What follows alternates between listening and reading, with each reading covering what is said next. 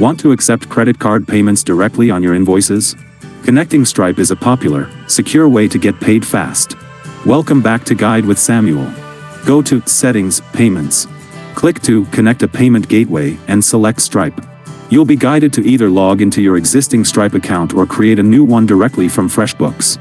Once connected, your FreshBooks invoices will automatically include a Pay Now button that lets clients pay by card. The payment is processed by Stripe and recorded as paid in FreshBooks instantly.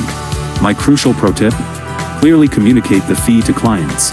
Stripe's fee, around 2.9% plus 30 cents, comes out of what you receive.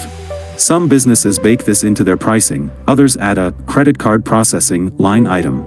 Decide your policy and state it on your invoices to avoid surprises. Reduce your payment cycle from weeks to minutes. Do you absorb credit card fees or pass them on to clients?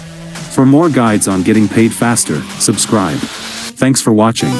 I'm Samuel, and I'll see you in the next video.